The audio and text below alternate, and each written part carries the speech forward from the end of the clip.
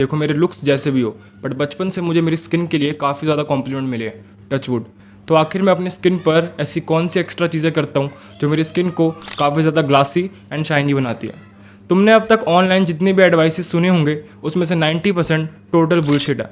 तो आखिर इसका सोल्यूशन क्या है, तुम एक ग्लास स्किन कैसे अचीव कर सकते हो? तो तुम्हें इन 4-5 पॉइंट्स को समझना पड़ेगा। पहला पॉइंट है कॉन्ट्रास्ट। देखो कॉन्ट्रास्ट होता क्या है? कॉन्ट्रास्ट एक ऐसी चीज़ है जो तुम्हारे चेहरे को एक ऐसा इल्यूजन देती है कि तुम गोरे हो या फिर काले हो, एंड ये तुम अपने हिसाब से एडजस्ट कर सकते हो। फॉर एग्जाम्पल, अगर तुम्हारे सर के एकदम पीछे ही सूरज हो या फिर कोई लाइट हो तो तुम्हारा चेहरा बहुत ज़्यादा काला हो जाता है, बट जैसे ही वो लाइट तुम्हारे चेहरे के सामने आती है तो तुम बहुत ज़्यादा शाइनी और बहुत ज़्यादा गोरे लगते हो।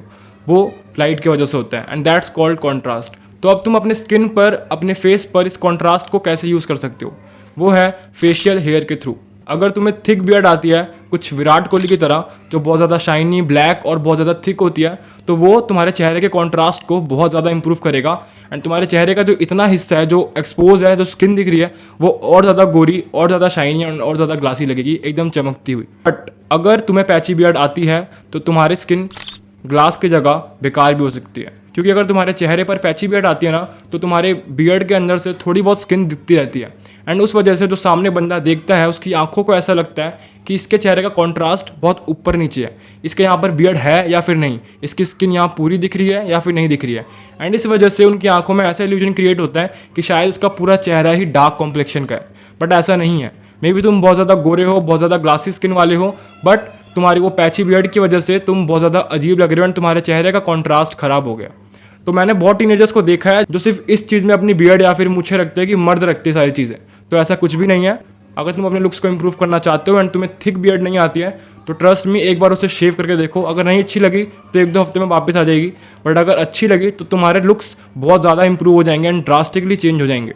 तो अगर तुम्हें अपने चेहरे का कॉन्ट्रास्ट बढ़ाना है तो तुम्हारी अगर पैची बियर्ड आती है तो तुम उसे पूरा शेव कर लो, एंड वो हल्की हल्की सी मूछें रखने की भी ज़रूरत नहीं है टीनेजर्स को, जो अजीब लगती है बहुत ज़्यादा।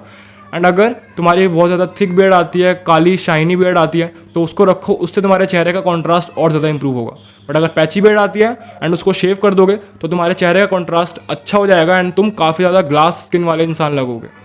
Same goes with me. अगर मैं अपने चेहरे पर हल्की सी भी बियर्ड उगा लूँ ना, कुछ ऐसी जो मैंने अभी उगा रखी है, तो मेरे चेहरे का कॉम्प्लेक्शन हल्का सा डार्क हो जाता है इस कॉन्ट्रास्ट की वजह से।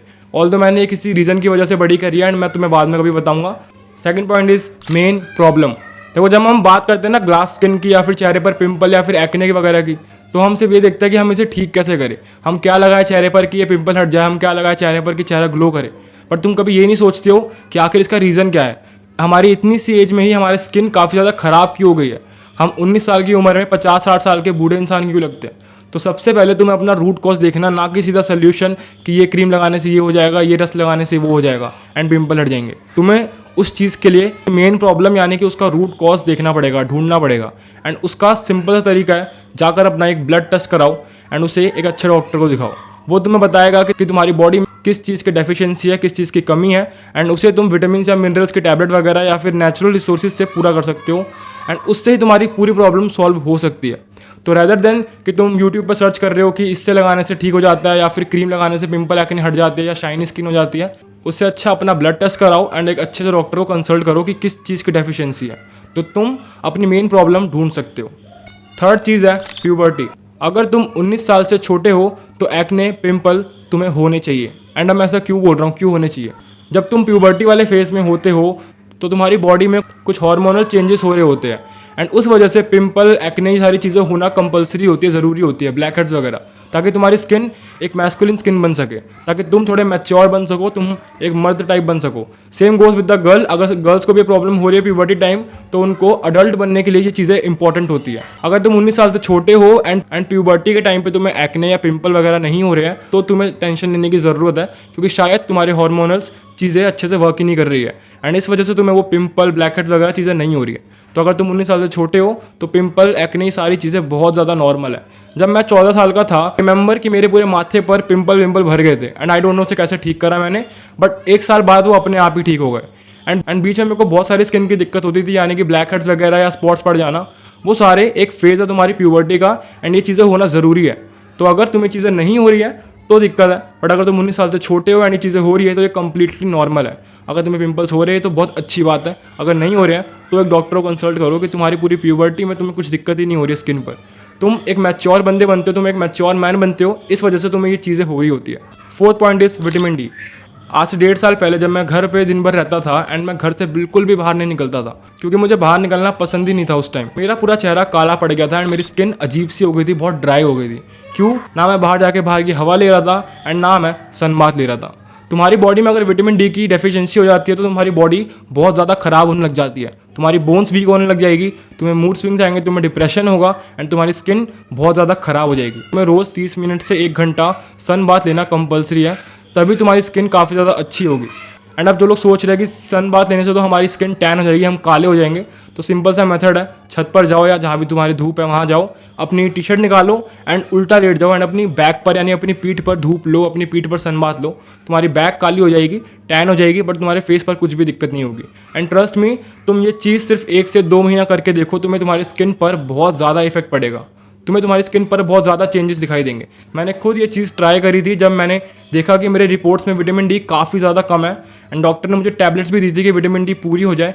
उसके बाद ही मैंने सनबाथ लिया एंड उसके बाद मेरी स्किन काफ़ी ज़्यादा चेंज हो गई थी एंड बहुत ज़्यादा ग्लासी हो गई थी, जैसे मेरे टीनेज टाइम में थी। तो अगर तुम बिल्कुल भी बाहर नहीं निकलते हो या धूप नहीं लेते हो तो तुम्हें रोज़ सुबह जाकर 30 मिनट से आधा घंटा धूप लेना ज़रूरी है, तभी तुम्हारी स्किन ग्लो करेगी, तभी तुम्हारी स्किन एक ग्लास टाइप इफेक्ट देगी। एंड डोंट वरी, किसी किसी को लगता है कि सन बाथ ज़्यादा लेने से कैंसर हो जाता है, स्किन कैंसर हो जाता है, ऐसा कुछ भी नहीं है। अगर ऐसा हो रहा होता तो इंडिया के सारे मजदूर, इंडिया के सारे वर्कर जो धूप में काम करते हैं रोज़ एक कैंसर से मर रहा होता, बट ऐसा नहीं होता है। एंड 30 मिनट से 1 घंटे की धूप में तो कुछ भी नहीं होने वाला, तो तुम सेफर साइड पे इतनी ही धूप लो, कोई भी दिक्कत नहीं है, तुम्हारी स्किन बहुत ज़्यादा चेंज हो जाएगी। 5th पॉइंट है हीट। अगर तुम्हारी बॉडी पे हीट बहुत ज़्यादा है तो तुम एक्ने प्रोन होगे एंड तुम्हारी बॉडी से एक्ने निकलेगा। अब इसमें 2 केसेस होते हैं। पहला वाला मेरा केस, यानी मेरे फेस पर एक्ने नहीं निकलते। देखो, जब मैं बल्क करता हूँ ना, अपने बॉडी के अंदर बहुत ज़्यादा खाना डालता हूँ, डेयरी प्रोडक्ट्स या बहुत सारी चीज़ें, कैलोरी सरप्लस में, तो मेरी बॉडी में हीट बढ़ जाती है एंड इस वजह से मेरे बैक पर बहुत ज़्यादा एक्ने हो जाते हैं। सेम सिनेरियो दूसरे लोगों के साथ होता है, जब उनकी बॉडी में हीट बढ़ जाती है तो वो हीट पिंपल बनकर उनके फेस पर आती है एंड ये एक वर्स्ट चीज़ है, तो जेनेटिक्स भी कह सकते हो, but it is what it is. अगर तो तुम्हारी पीठ पर एक्ने होता है तो तुम लकी हो कि कोई भी देखने नहीं वाला है या बेकार नहीं लगेंगे, बट अगर तुम्हारे फेस पर वो हीट वाले एक्ने हो रहे हैं तो हाँ, तुम्हारा फेस ख़राब हो सकता है। एंड मेरे 1-2 फ्रेंड को भी ऐसी चीज़ थी। तो तुम्हें क्या करना है, देखो, अपना वाटर इनटेक बढ़ा दो एंड अपने बॉडी को ठंडा रखो। अब तुम जिस रीजन में रहते हो ना, उससे 100 किलोमीटर के रेंज में जो भी चीज़ ठंडी मिलती होगी ना, तुम्हें वो खानी चाहिए। फॉर एग्जाम्पल, गन्ने का जूस मिलता हो कहीं पर, तुम्हें वो पीना चाहिए, कहीं पर लस्सी, कहीं पर कुछ। तो तुम्हारे एरिया में तुम अपने मम्मी पापा से पूछना कि ठंडी चीज़ कौन सी होती है, तुम वो रोज़ खाओ, पानी का इंटेक बढ़ाओ एंड अपने अंदर गर्म फूड, यानी कि जो खाने गर्म वाले होते हैं वो कम डालो, मसाले वाले खाने कम डालो एंड अच्छी चीज़ें खाओ। एक सात्विक मील आता है, उसके बारे में रिसर्च करो एंड करो कि तुम मेनली वही चीज़ खाओ। बहुत हद तक चांसेस है कि तुम्हारे वो हीट वाले पिंपल, वो हीट वाले एक्ने हट जाएंगे, गायब हो जाएंगे एंड बिल्कुल भी उसे टच करने की या इरिटेशन करने की या फोड़ने की ज़रूरत नहीं है, वरना वो ज़िंदगी भर वहाँ पर निशान बनकर रह जाएंगे। तुम्हारी स्किन पर बहुत ज़्यादा एक्ने होते हैं, तुम्हारे फेस पर खासकर 19 ईयर्स के बाद, तो बहुत हद तक चांसेस है कि वो हीट की वजह से हो रहे हैं। तो तुम अपनी बॉडी के अंदर ठंडी चीज़ें डालो, अपनी बॉडी को कूल रखो एंड 80% चांसेस है कि वो पिंपल एक्ने हट जाएंगे। इन सब चीज़ों के बाद तुम्हारी स्किन काफ़ी ज़्यादा शाइनी, ग्लासी और क्लीन हो जाएगी एंड उसके बाद तुम उस पर कुछ भी कर सकते हो, अच्छी चीज़ जो तुम्हारी स्किन को ग्लासी बनाती है। आई होप तुम्हें समझ आ गया होगा कि तुम अपनी स्किन को ग्लास स्किन कैसे बना सकते हो। मेरा चैनल है इन 3 चीज़ों के ऊपर, लुक्स, मैक्सिंग, मनी और मैस्कुलिन एनर्जी। तो तुम्हें अगर इन चीज़ों के ऊपर टॉपिक पसंद है तो तुम मेरे चैनल को सब्सक्राइब कर सकते हो। मैं मिलता हूँ तुमसे किसी नेक्स्ट वीडियो में, तब तक के लिए अपना ख्याल रखना एंड काम करते रहो।